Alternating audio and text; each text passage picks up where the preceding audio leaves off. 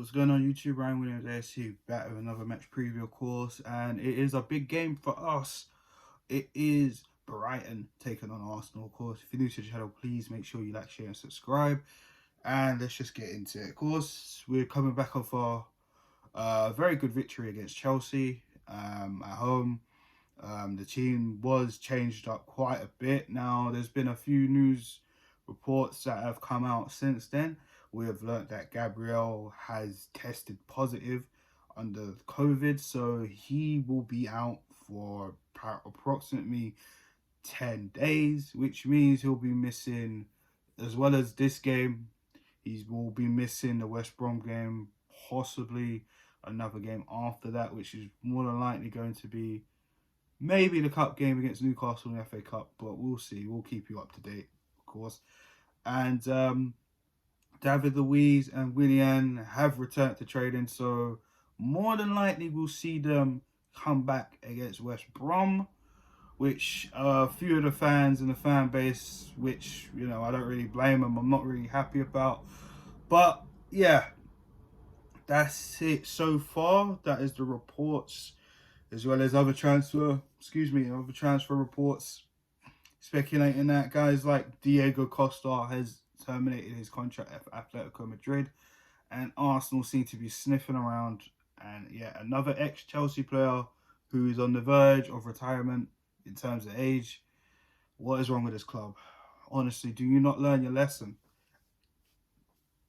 Anyways, I'm not going to get into that. I'll probably make another video about that if the rumours keep persisting about that, because we know January is around the corner and we do need players, but we do also need to get rid of players, and this is the issue with Arsenal. It's easy to say link this person, link that person, but we have too many players on the books that we need to remove and get rid of.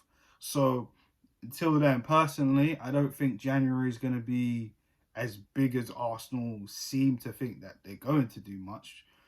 Personally, it's the summer that I'm waiting for, which I've been saying, you know, in previous videos, that the summer transfer window is massive because a lot of these players on high wages are going to be out the door. So, you know, we'll see how it goes. So let's just get into this game. Of course, Brighton at the Amex Arena. And of course, our record at Brighton since they've returned to the Premier League has been absolutely abysmal. We haven't won there since they've returned to the Premier League. Of course, we remember the fixture last season after during the lockdown period where we lost Leno to injury. That whole issue with Neon Mopé, of course. And, you know, they've gone on to win the game. Of course, Matteo Guendouzi, famous for his comments about money and, you know, this, that, and the third. And, well, Mateo's not here right now. He's in Hertha Berlin on loan. You know, it's going to be a tough one anyways because of how Brighton play, because of the form that we've been on. Let's be honest, forget the victory the other day. We're still not out of it. We still need to build on this. This is why it's so important that the 3 points is a must in this game. And looking at the factors since then, of course, Brighton, their form hasn't really been great. Let's be honest. I mean, their last game, they drew 2-2 to West Ham. Previously, before that, I'm pretty sure they drew with Sheffield United, who's dead bottom of the Premier League. So, I mean, when you talk about must win, it's must win for both teams. And of course, they have a former striker of Arsenal in terms of Danny Welbeck. And, well, this season, for former Arsenal players, barring Olivier Giroud, even though we still got a reverse fixture at Stamford Bridge, a former Arsenal player seemed to just turn up against Arsenal. We've seen it with Walcott. We've seen it with Iwobi. I mean, hopefully it's not going to repeat itself, but we know Arsenal, we know the history. Sometimes, most of the time, it does repeat itself. But hopefully we can be more positive in terms of the starting lineup, the starting 11, which for me, I'm going to pick my starting 11, and it's not really going to be that much different from the Chelsea game. Goal, Leno has to be in goal. I mean, it's as simple as that. I'm sure he's going to be on a high. I'm sure he's going to be looking forward to this game where, of course, last season, like I just said, this is the game where he got injured and missed the rest of the season, as well as the cup final and the Community Shield. So he's got a point to prove. He's got a point to prove. Also to that, and I'm gonna keep. You know what? I'm gonna keep same formation because I feel we really need to start on the front foot. We do need to be wary about Brighton, but if we start, like I said, if we start with a similar team that we did against Chelsea at home, then I feel we really could give them a game and give them something to worry about because we do have players that can hurt players. But, you know, we can't take Brighton for granted. We all remember what happened last time. So in that right back role, boy, do we start Bellerin? I mean, he did play a decent game against Chelsea. He was very good, to be fair. But we know with players like Bellerin or a Xhaka or a Holding, they'll turn up for a game and then the next game they're not as consistent as they were. So do we keep Bellerin in? Boy, when I think about it, probably would. Alright, we'll give Bellerin a go.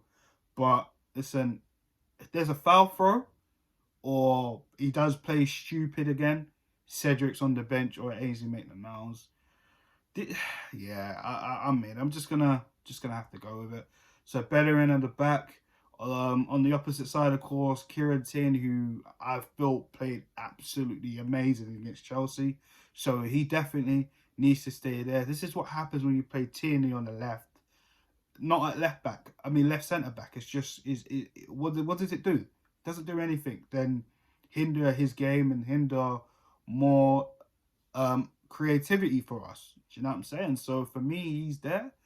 The back line, I mean, I'll continue with Holding and Pablo Mari. I think, you know, they did very well against Chelsea. Unfortunately, you know, Pablo Mari did concede that penalty at the end, but at the same time, we have to be wary because they are quick strikers like Danny Welbeck. Mopai will probably try and stretch out both defenders, but I feel with the options we got, you know, I don't think Louise will come back in the side. Obviously, he's just returned to training.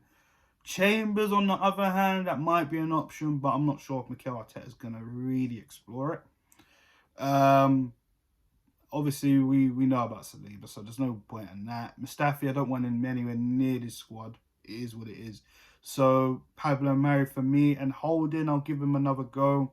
A few things about Holding which I didn't like in the last game was just he adds more pressure onto him than when there is pressure. I don't get it. When there's pressure, he kind of deals with it differently than, you know, he just invites pressure, which he can't do. Do you know what I mean? And like I said, with the limited resources we have in centre back right now, who else do we call upon? I mean, let's think about it. So yeah, that's my back four.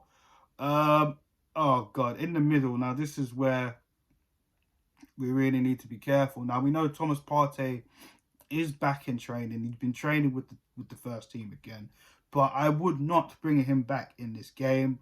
Of course, we do not want to have another situation where his injury is re-aggravated or anything. So I think personally, if he's going to play, then I think he should come on in the second half and get a few minutes in.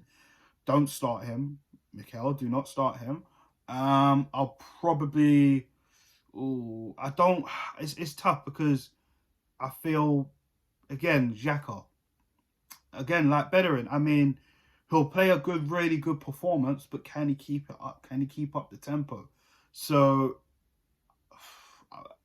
I mean, there's no one really else. I mean, El Neni's probably going to play, but I mean, alongside us, Ceballos has looked absolutely average for me, and this is why I think a lot of people were kind of surprised, and some people were not surprised that Ceballos came back off loan.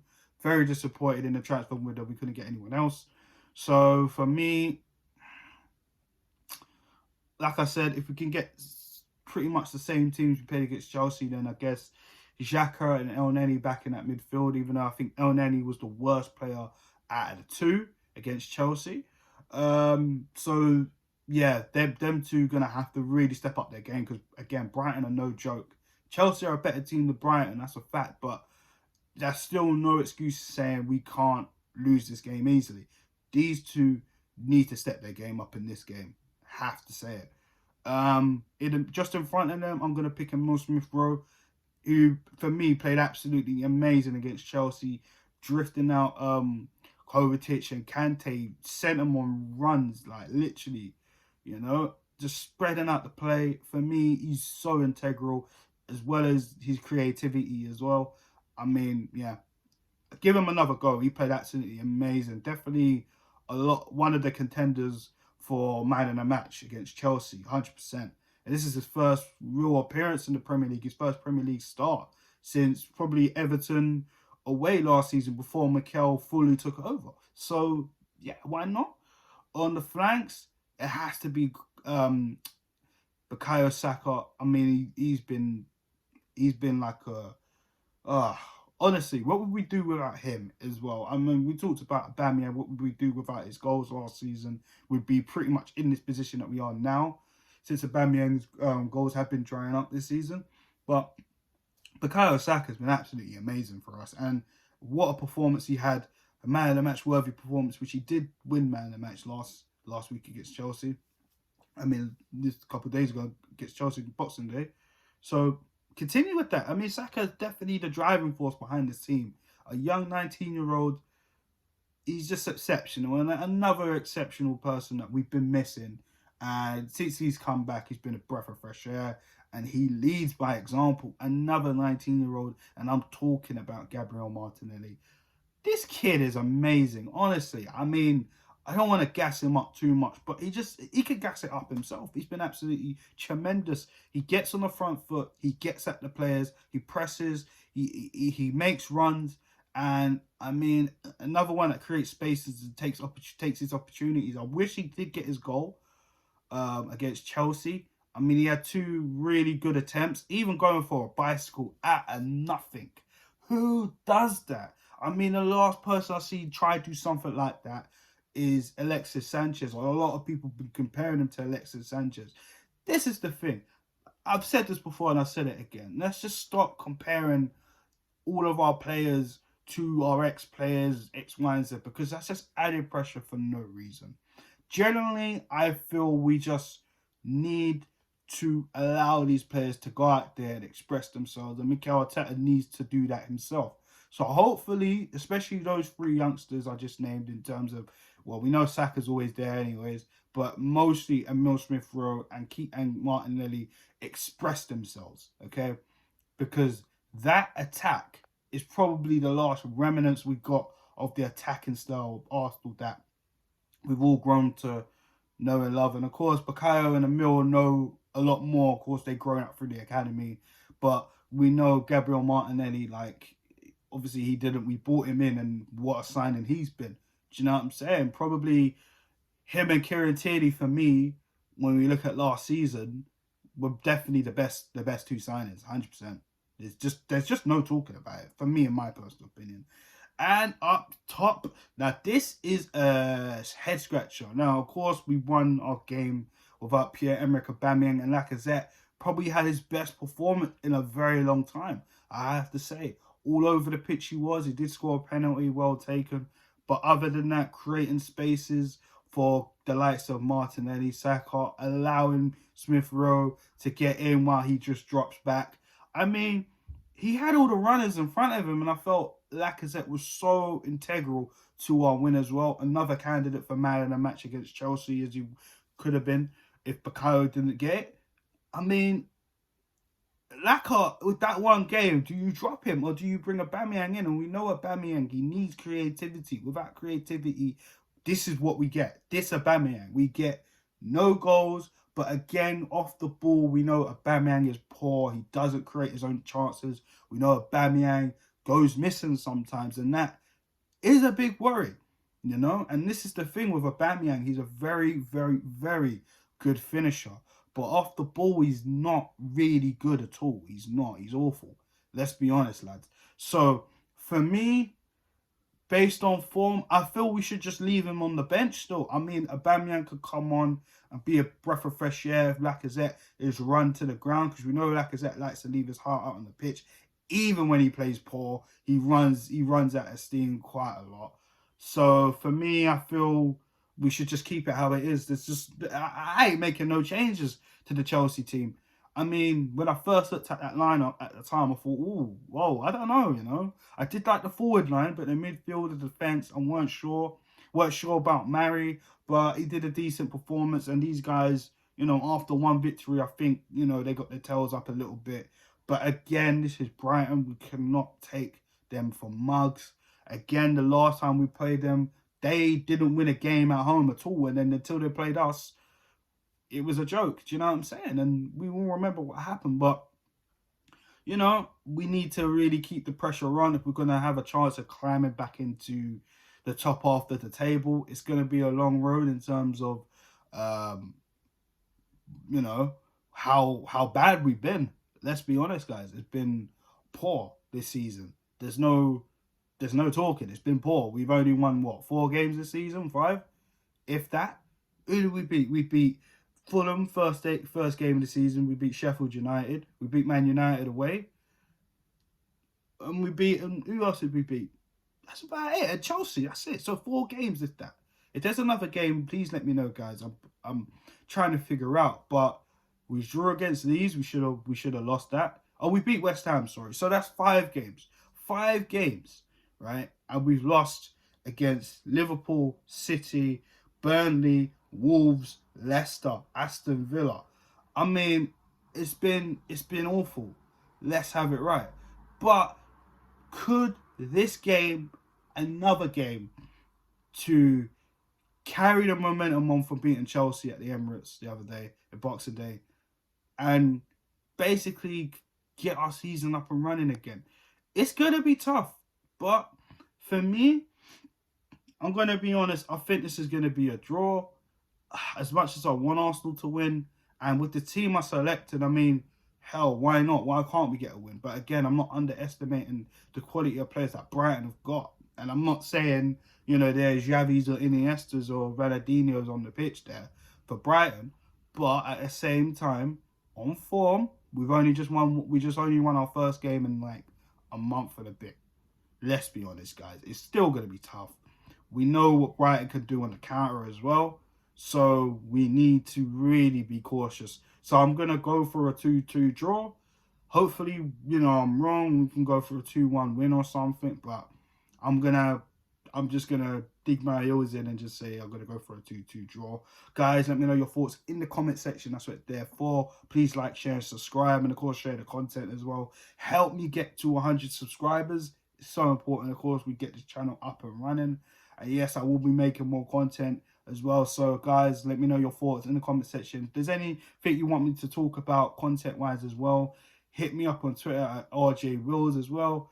And also follow their Instagram, which is the same name as this channel. So, guys, let's get ready for Brighton, which is later on. And, of course, I'll be on Mr. Arsenal's channel as well throughout the live stream. So, make sure you check that out and subscribe to his channel too. And I'll see you guys soon. Peace.